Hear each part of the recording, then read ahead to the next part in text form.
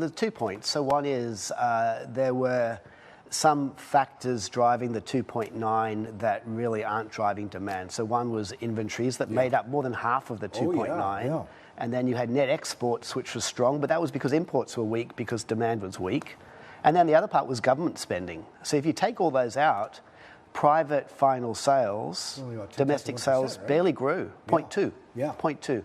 So stripping out all the kind of lumpy, volatile items, underlying private demand wasn't strong. And then the rearview mirror statistic argument, I think, is very real right now. It's Q4, and we know through Q4 even, the monthly data weakened. Retail sales was very weak in December, and we're going to be getting more consumption data out tonight in the US. So when we add it all up, our view is actually US is already in recession. It probably went into recession in December when you look at the NBER, which dates recessions, and they look at things like industrial production, retail sales, labour market data. They don't look actually at GDP. We think they will date the US recession as starting in December. Even if true, the Fed is still going to go plus 25 February 1st, no? Inflation's still too high. What do you make of this notion of a conditional pause that next week they go by 25 basis points and then they're done? They pause for a finite period of time before resuming the tightening cycle. Is Fed first going to be the last one, if indeed, according to the NBR, we are already in recession?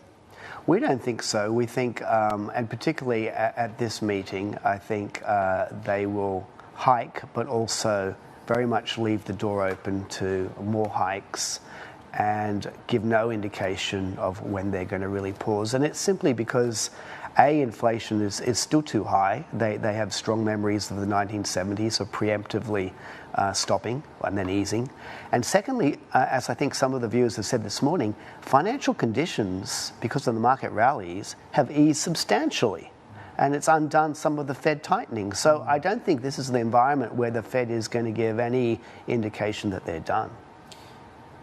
And then you have the lag effect of monetary policy tightening. So is there a tipping point in which the labour market tightness starts to unravel? And is there a tipping point as well where the consumer starts rolling over? It's certainly possible, Sri, that you could get that tipping point. The lags of monetary policy, and Fed research suggests they've actually become a bit shorter.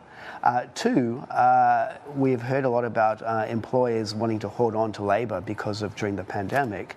There is the risk we get to some kind of crunch point where it's just too much cost pain and they have to start laying off. Hi, I'm Emily Tan, and thanks for watching CNBC. You can check out more of our videos by clicking on the boxes on the screen, and don't forget to subscribe to the channel for more. Thanks for watching.